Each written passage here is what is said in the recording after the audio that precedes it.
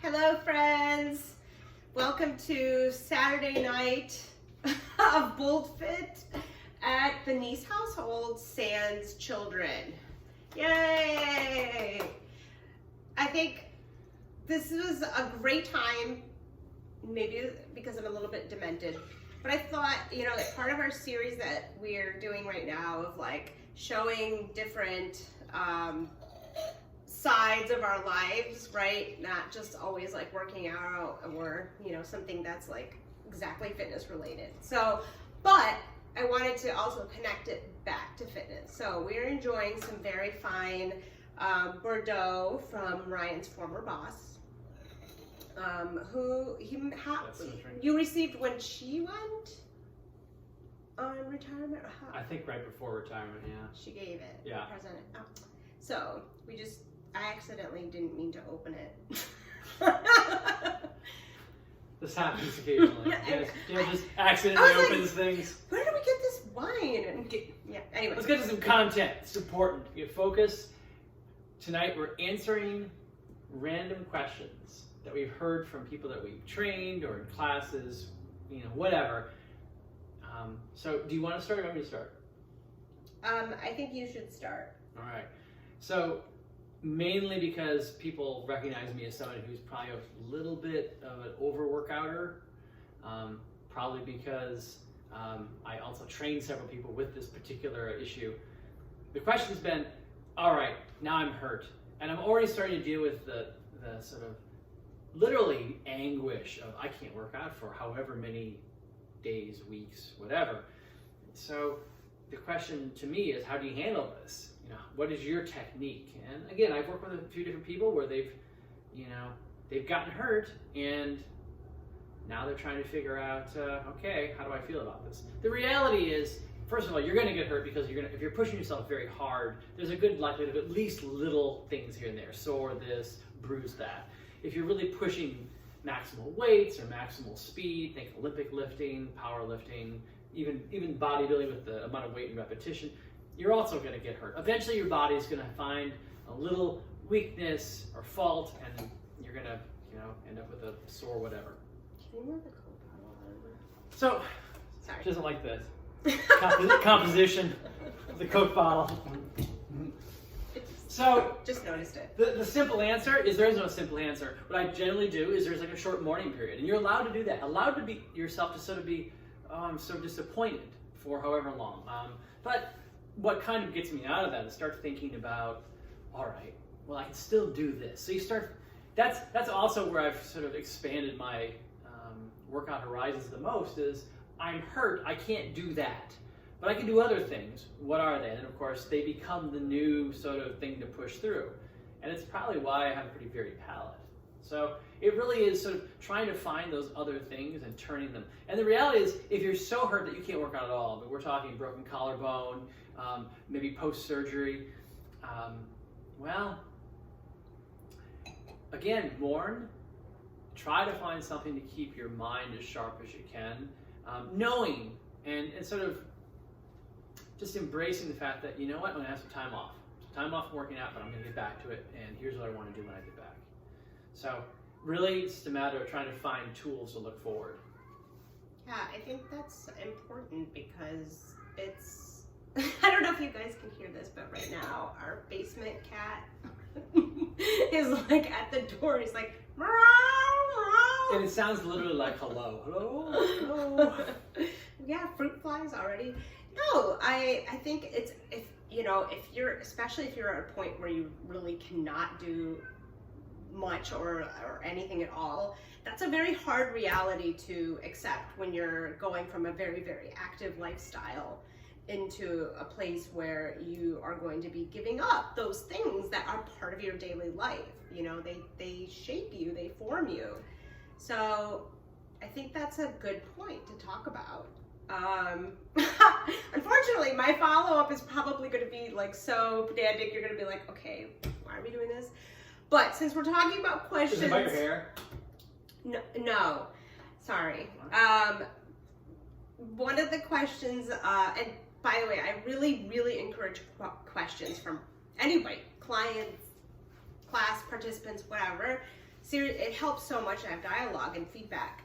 But I have, you know, I'll ask my clients questions if they're not even asking, just to make sure like we are understanding like what we're actually doing. We're not just here for me to give you like, I don't know, like 100 pull-ups to do and 50 push-ups and this is your routine. I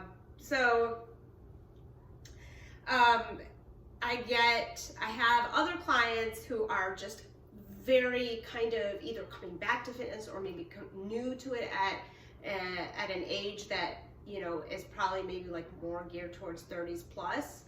And they want to know, genuinely want to understand like the process and what it means. And of course, since we're like such nerds about it, we'd be like, well, you see in the squat, you have to be able to.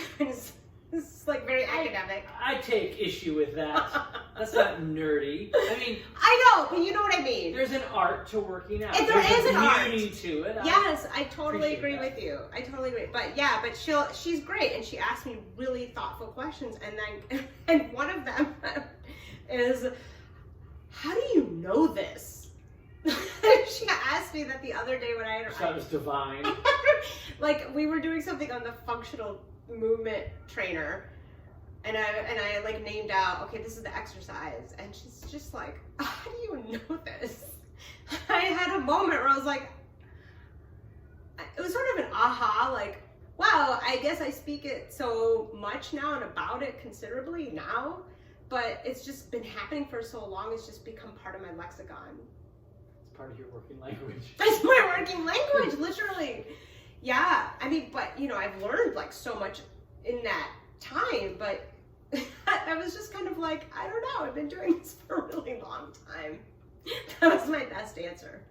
But it actually was a good like epiphany, like. What was the question? How do you know this? Like just the nomenclature in it of itself impressed her. I think they might have for a moment thought, you just weren't very clever. That seems mean, actually, in hindsight. Or like you're dumb? Well, it's so my follow-up question similarly is, how tall am I? I don't know why this has come up so bloody much. It really does a lot. I think part of it is because when I take pictures, you know, my proportions and the angle of the camera make me look imposing, and for some reason I have big voice, so that seems to do it. Yeah. But numerous times, including in one case a training client who just assumed I was like 6'3". And I walk in the door and she's like, what happened to him? Was there a terrible accident? She did not.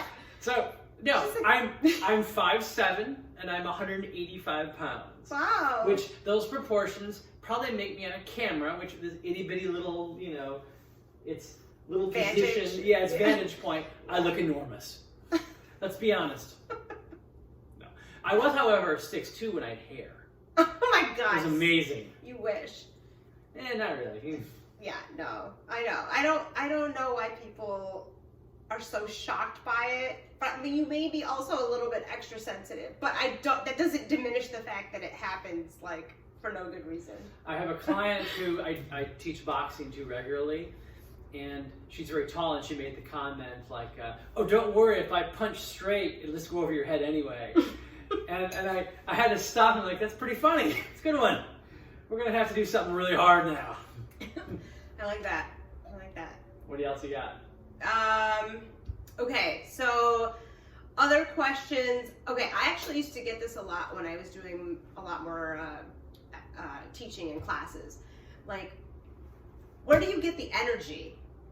And I've mentioned this in one of my other videos that people were asking me that all the time. And to be honest, I felt like I was literally running on fumes at that point because I was so overstretching my limits. But it became a very like bad cycle of it. And I was like thinking in my head, like I seriously have no energy. I somehow can have like the energy to go in, teach a class, and I can't like. And in some cases, 2 or 3 in a row. Yeah. Yeah. And then like, oh, I had like 3 gyms at one time. I was like, how the hell did I ever do that? But, you know, to go into each class and be able to like insert like something positive. And man, there's some classes that just are really hard to do, not naming any spinning classes that didn't take place at ArborFit. And spin class is an odd one though, because the number of times I've had students come up to me and say, I really like your class every week, man. And I look at them and say, not out loud, of course, in my head, you've never even cracked a smile or looked like you wanted to be here. You walk in here like you're already dead. You get on the bike. You're a hard nut to crack. So you're not giving me anything here. Yeah, no, that happens. That happened a lot. I think that happens a lot at the Y. I don't know why. But you know, people would ask me that, and you know, like I was saying, it's not obviously a healthy thing to do, but I can't say that some part of me wasn't adrenalized by the fact that, you know, this is what I love doing. So that emotion, and I'm gonna seriously call out like my body connection on that it gave me the power, the strength, mental strength, most definitely, but also physical strength, clearly. And I genuinely just wanted to make sure that people had a good experience, like a healthy, a safe, and experience that was enjoyable, because I want fitness to be enjoyable for my participants and clients. Too enjoyable. Just hard enough to where I want you to enjoy it. I don't want you to suffer horribly while you do it. I do, like, from my current regulars, get a lot of, okay, what's this torture device? But, you know, it's, to me, try to make it comical, you know, because it is. If you don't enjoy it, you know, it's very hard to stay in it and be consistent and really get the full benefit of it. So I don't, you know, I think obviously moderation is important, but, you know, there's something to be said for the fact that, you know, when it comes to certain things in your life, whatever that case may be, and it could even be just fight or flight, you know, that's how I felt. Like, even though I was drained, I had somehow the energy for that because I loved it so much. You heard it from her, kids. Push yourself to the very brink of human existence and endurance. No, I'm not saying that at all. I'm not saying that at all. But I mean, eventually I burned out, right? I mean, I gave up one of the gyms, and then I had two, and then, you know, long story short. Yeah. So, which is why we now are part of a fitness co-op, which has been probably the best jump period. Absolutely. So on a slightly lighter note, another quick question I get a lot is, what is your favorite thing to train? Okay, thing. And like equipment or body Well, part? I think when they say that, they mean the whole gambit of things. Yeah. And to be honest, if I was to encapsulate, it would be probably any lift, as in weightlifting, where the weight is heavy enough that there's 20 to 30 things you have to keep in mind. There's all these little tweaks, and it becomes a true art form. So I'm thinking of the more, let's say, dedicated lifts. So the powerlifting lifts, so deadlift, squat, bench press. But add into that some of the extended lifts, even from CrossFit, like strict press, or the Olympic lifts. I mean, the snatch and the... Did you just say CrossFit? Yes, I did. So yeah, the Olympic lifts as well, the snatch and the clean and jerk. I mean, there's so much to know other than just picking the weight up or pushing it away from you. And I absolutely love that. And I also honestly like the dissection of it, because different clients, big surprise, much like us, they process the information and the cues differently. So you have to explain to them, and if they don't immediately jump onto it, you can say, oh, okay, try this. Try, imagine you feel like under your armpit flexing. Things like that tend to really... I absolutely love that. That's my favorite thing to train. I like the things where we can push limits and also be incremental in our gains, and the whole time there's always things to add to the equation. I'm learning to squat all the time, despite having done it for 35 years at this point. Oh yeah, totally. So so that's my answer. Is if you're dying to go through the minutia of a lift, try some weight, I'm all in with you. You're the guy. All in. You're the guy. Yeah.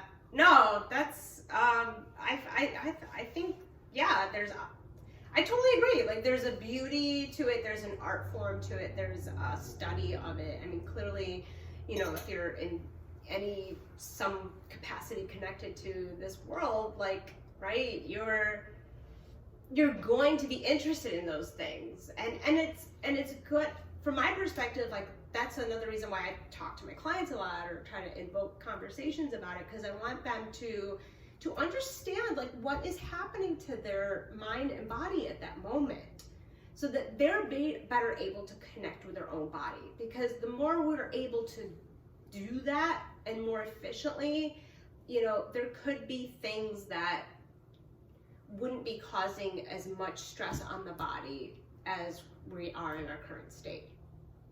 There are ways to help while also maintaining some sort of functional movement training at the same time.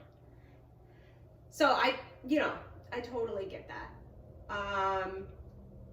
But I did just want to say one thing, not so much of a question, but like you were talking about, now that we're part of Fitness Co-op with Brian Young at Be Young, Be Fit, and his fitness house that we're part of. It's another thing or question, I don't know, question, but like observation that people will say, like, well, how did you even find this place? I get that question a lot, because when they come in to the fitness house, I mean, I think every single client of mine that I've had, like, walks in there the first time and they're like, wow. We love the space. It's good space. Yeah, and you know, this is not like a country club or sort of like she kind of gym. It's definitely not like the gym where Apollo Creed trained in, you know. But she really doesn't know any non-Rocky references. Like, if you want to reference a movie, just bring it up with Rocky and dance all over it. No, seriously, like, he's done such an amazing job through his career of like bringing together equipment and having a vision, a passion for fitness, and passion, yes, and finding a space that he could continue to build on. And it's like, it's just as much space as you would need with a client, or maybe like two people. And you know, it's I think it's a truly like unique experience. So that's why I hope like we can get through this period so people can come check it out, because it's like it's like a playground. So with that said, just before we wrap it up, one kind of additional thing: the fitness house, being that it is, you know, private to semi-private, it never has more than a handful of people. Usually just one trainer, one person, sometimes two trainers, and one person for each of those. We are uniquely positioned for this current era, so if you want to come train with us, we are more than happy to accommodate. And again, just because we like certain aspects of training doesn't mean we don't like many of them. But again, yeah. So, you know, in conclusion, there's a lot of crazy questions that we get that are just kind of like, I can't even remember about your hair. No. She has great hair dye colors. It's not questions, unless they're like, where did you get it done? They just point and like in awe. It's more like, overcomes them. It's more like just like comments, like, I love your hair color, blah blah. It's not like questions. Okay. But as yeah, always, this was good. I think, right? Ryan People and can Janet, see this side Ryan of and our Janet life. from BoldFit. This is good, I think. I think we should talk more about those questions.